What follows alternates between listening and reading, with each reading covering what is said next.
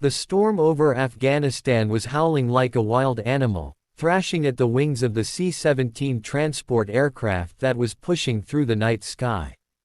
The pilots inside were tense, their eyes flicking between the radar and the clouds ahead. It was supposed to be a simple supply drop to Bagram Air Base, but a sudden communication blackout had turned routine into danger. The base wasn't responding. The sky was unfriendly, and Taliban ground units were reported to have acquired new anti-air systems. Every minute in that airspace meant risk.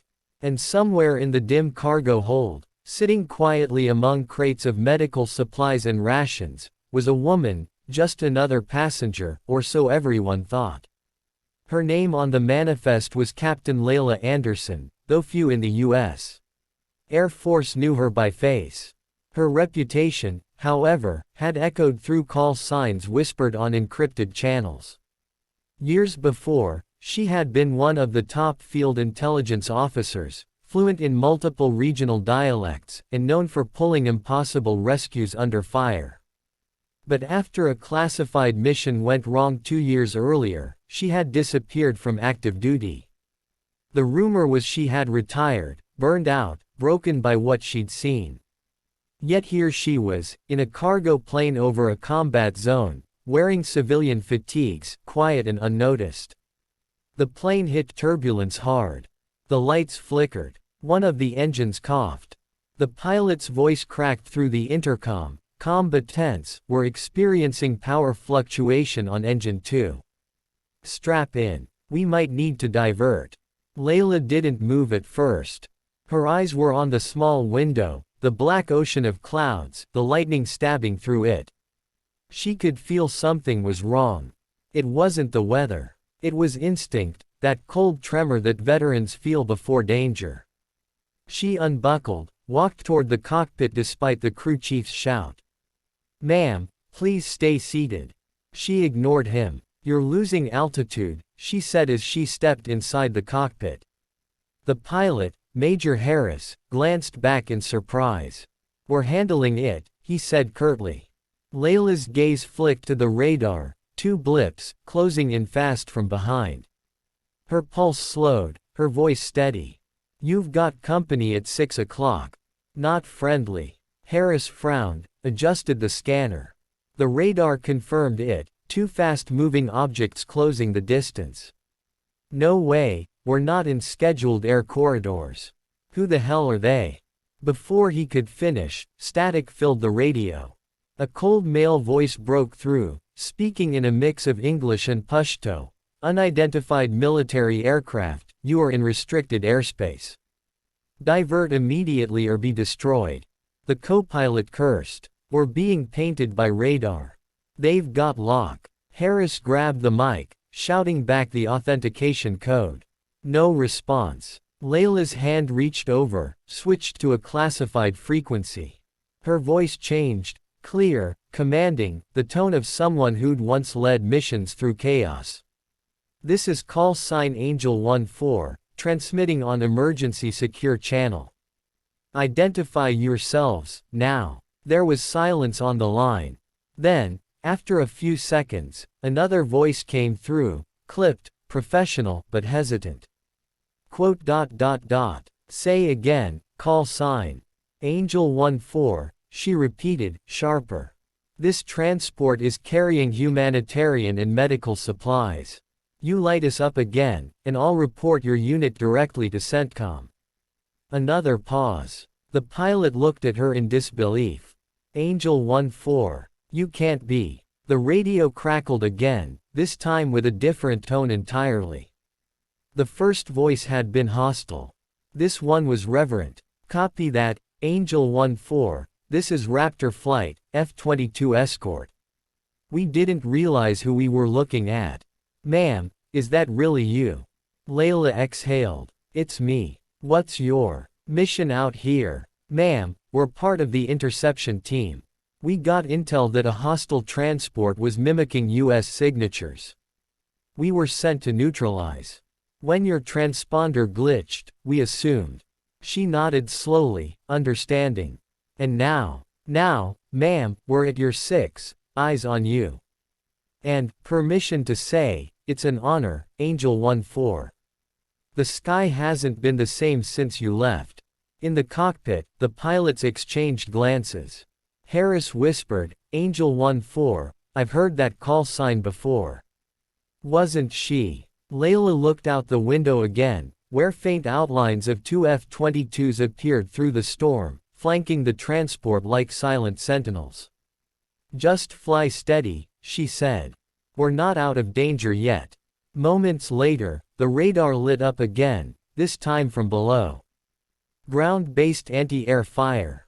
A launch. The pilot shouted, missile incoming. The F-22 lead's voice came instantly, we've got it. Evasive pattern Bravo. The jets peeled off, releasing flares that burned across the clouds like small suns. The missile curved, chasing the decoys, before bursting harmlessly in the distance. Angel 1-4, we're reading more launches from the ridge line, looks like 3 shoulder-fired SAMs. Suggesting we break north. Negative, Layla said calmly.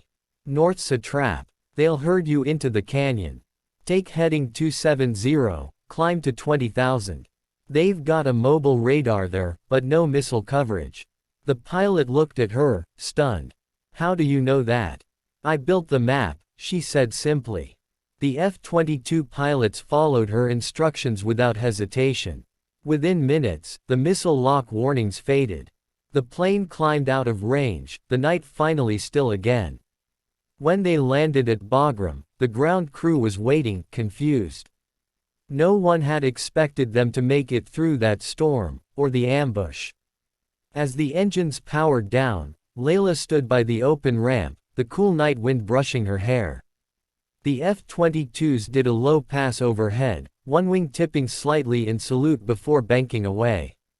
Major Harris approached her. Captain Anderson, he said, softly now, what just happened up there? She smiled faintly. You were escorted by the best in the world, Major. They just didn't know who they were guarding until they heard my call sign. He hesitated, then asked, why did they go silent when they heard it? Layla's eyes drifted to the horizon. Because 2 years ago, I was declared dead. They heard a ghost. The silence between them was heavy, filled with the low hum of the cooling engines. Harris didn't know what to say. Layla adjusted her jacket and started walking down the ramp. Her boots hit the ground softly, but every soldier nearby turned to look at her, some whispering her name. Angel 1-4, the code name that had once led the rescue of 30 American soldiers from a burning valley deep inside Helmand. The woman who had stayed behind to cover the extraction until her radio went dead. She'd been listed Kia after that night. No one had ever told her story publicly, too classified, too painful. But the pilots who'd flown with her never forgot. And neither did the enemy. She had been the unseen voice in the skies, guiding aircraft through fire, coordinating rescues, saving lives at impossible odds. Now she was back, and she had returned not for glory but for something far simpler, to bring help to the wounded and forgotten in that same war zone. Hours later, in a dim tent filled with the smell of coffee and diesel, Layla sat quietly as Harris handed her a radio headset. Raptor Flight is requesting contact. They won't take any other signal except yours. Layla took it, pressed the transmit button. Angel 1-4 to Raptor Flight, reading you 5x5. Copy that, Angel 1-4. The voice came back. Ma'am, the sky feels right again hearing you. Permission to ask, what brought you back? She paused for a long moment, eyes distant. The ones still out there, she said finally. The ones who never made it home. Someone has to keep watching over them. The pilot's voice cracked slightly. Understood, ma'am. For what it's worth, we never stopped listening for you. When the transmission ended, Layla placed the headset down. The tent was silent except for the hum of the generator. She looked up at the American flag hanging loosely from the pole, and for the first time in years, she let a small, tired smile cross her face. Outside, The dawn was breaking over the mountains, soft gold spilling over the razor peaks. The war was still out there, but so was hope. Somewhere high above, two F-22s cruised in slow formation, their wings gleaming in the light. And though none of the young soldiers on the base fully understood, they all sensed something, that the skies felt safer that morning. Because somewhere between the thunder and the silence, Angel 1-4 had returned. And this time, she wasn't just another passenger.